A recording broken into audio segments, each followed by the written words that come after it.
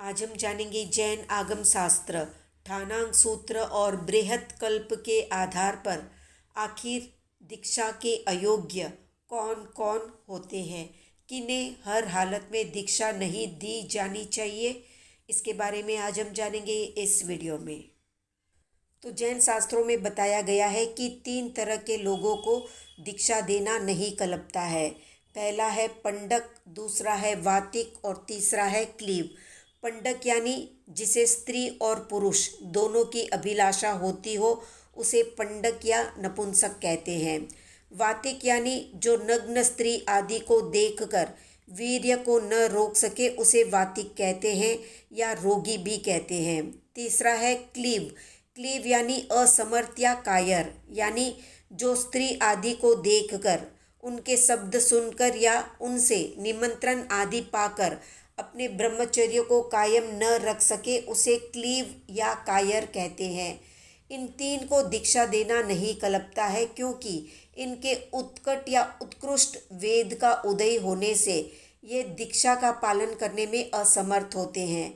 यदि बिना पता चले या अनजाने में इन्हें दीक्षा दे दी जाती है तो फिर भी इनको मुंडित करना, शिक्षा देना, बड़ी दीक्षा देना या इनके साथ आहार करना आदि नहीं कल्पता है। धर्म संग्रह और प्रवचन सारोद्वार नामक ग्रंथ में ये बताया गया है कि 18 प्रकार के पुरुष और 20 प्रकार की स्त्रियां दीक्षा के अयोग्य होती है। वे कौन कौन सी है वो अब हम जानेंगे। सबसे पहले है बाल, यानी जन्म से लेकर 8 वर्ष तक के बच्चे को बालक कहा जाता है। बाल स्वभाव के कारण वो बच्चा देश विरति या सर्वविरति यानी श्रावक या साधु के चारित्र को स्वीकार नहीं कर सकता। दूसरा है वृद्ध। 70 वर्ष से ऊपर वृद्धावस्था मानी जाती है। शारीरिक अशक्ति के कारण वृद्ध भी दीक्षा के योग्य नहीं होते हैं। तीसरे हैं नपुंसक, यानी जिसको स्त्री और पुरुष दोनों की चाह होती है, उनको नपुंसक कहते हैं। और नपुंसक प्राय अशुभ भावना वाला या लोक निंदा का पात्र होता है, इस कारण से भी वो दीक्षा के अयोग्य होता है। चौथा कारण है क्लीव, यानी पुरुष की आकृति वाला होकर भी स्त्री के समान हाव भाव और कटाक्ष करने वाला होता है, उसे क्लीव कहते हैं। वो भी दीक्षा के योग्य नहीं होता। पांचवा है जड़। जड़ 3 प्रकार के होते हैं, भाषा जड़, शरीर जड़ और करण जड़। भाषा जड़ के 3 भेद होते हैं, जलमुख, मनमनमुख और एलकमुख। यानी जो व्यक्ति पानी में डूबे हुए के समान केवल बुड़ बुड़ शब्द करता है और कुछ भी स्पष्ट नहीं कह सकता उसे जलमुख कहते हैं। बोलते समय जिसके मुंह से कोई शब्द स्पष्ट न निकलता हो, केवल अधूरे और अस्पष्ट शब्द निकलते हो, उसे मनमनमुख कहते हैं। जो व्यक्ति भेड़ या बकरी के समान शब्द करता है उसे एलक मूक कहते हैं। ज्ञान ग्रहण करने में असमर्थ होने के कारण भाषा जड़ दीक्षा के योग्य नहीं होते हैं। शरीर जड़ यानी जो व्यक्ति बहुत मोटा होने के कारण विहार, गोचरी, वंदना आदि करने में असमर्थ होता है, उसे शरीर जड़ कहते हैं। अब जानते हैं करण जड़ के बारे में। तो जो व्यक्ति समिति, गुप्ती, प्रतिक्रमण, परिलेहना आदि साधु के लिए आवश्यक क्रियाओं को नहीं समझ सकता या नहीं कर सकता, वो करण जड़ या क्रिया जड़ कहलाता है। ये तीनों प्रकार के जड़ दीक्षा के योग्य नहीं होते।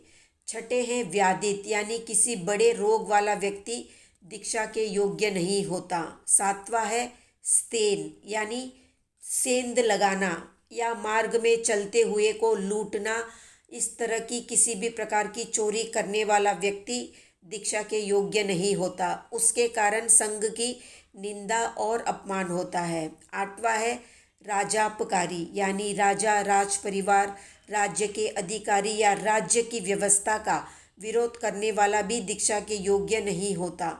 उसे दीक्षा देने से राज्य की ओर से सभी साधुओं पर रोष होने का कारण रहता है। 9वां है उन्मत्त, यानी यक्ष आदि के आवेश या मोह के प्रबल उदय से जो कर्तव्य को भूलकर परवश हो जाता है और अपनी विचार शक्ति खो देता है वो उन्मत्त कहलाता है। 10वां है अदर्शन यानी दृष्टिविहीन, बिना नेत्रों वाला या अंधा व्यक्ति, या जो सम्यक्त्व से रहित है। तो अंधा मनुष्य जीव की रक्षा नहीं कर सकता और श्रद्धाहीन या दूसरों को श्रद्धाहीन बनाने का जो प्रयत्न करता है वो दीक्षा के योग्य नहीं होता है।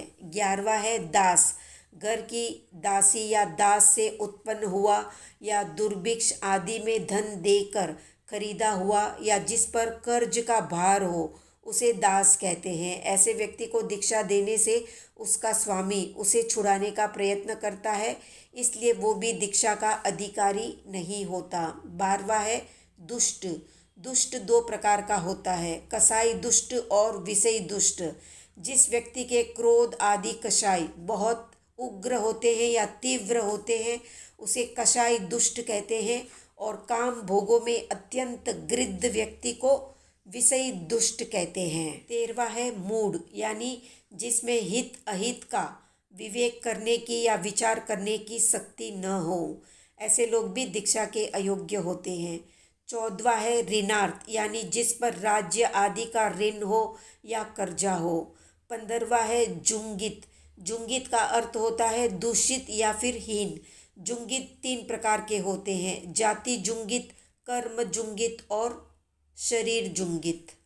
16वां है अवबद्ध यानी जो व्यक्ति धन लेकर नियत काल के लिए पराधीन बन गया है वो अवबद्ध कहलाता है। इसी प्रकार विद्या पढ़ने के निमित्त से जिसने नियत काल तक पराधीन रहना स्वीकार कर लिया है वो भी अवबद्ध कहा जाता है। ऐसे व्यक्ति को दीक्षा देने से क्लेश आदि की शंका रहती है।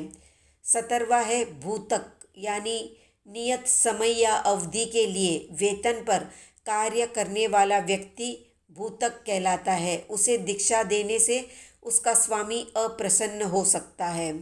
18वां है सेक्स निस्फेटिक यानी माता पिता की स्वीकृति के बिना जो दीक्षार्थी भगाकर लाया गया हो या भागकर आया हो वो भी दीक्षा के अयोग्य होता है। उसे दीक्षा देने से माता पिता के विशेष कर्म बंध का संभव है और साधु अदत्ता दान दोष का भागी होता है यानी चोरी का भागी होता है। पुरुषों के समान 18 प्रकार की स्त्रियां भी इन सभी कारणों से दीक्षा के अयोग्य बताई गई है। इसके अलावा गर्भवती और स्तनपान करने वाले छोटे बच्चों वाली स्त्रियां भी दीक्षा के अयोग्य मानी जाती हैं। इस प्रकार दीक्षा के अयोग्य स्त्रियां कुल 20 होती है। तो इन दीक्षा के अयोग्य लोगों में से अगर कोई मुनि किसी को भी दीक्षित करता है, लोभ के वशीभूत होकर उसे दीक्षा देता है तो वो चरित्र का उल्लंघन करता है। तो ये थी संक्षिप्त जानकारी। आज का प्रश्न है, इस अवसर्पिणी काल के पहले साधु कौन थे? कमेंट में बताएं। वीडियो पसंद आया तो लाइक शेयर सब्सक्राइब करें।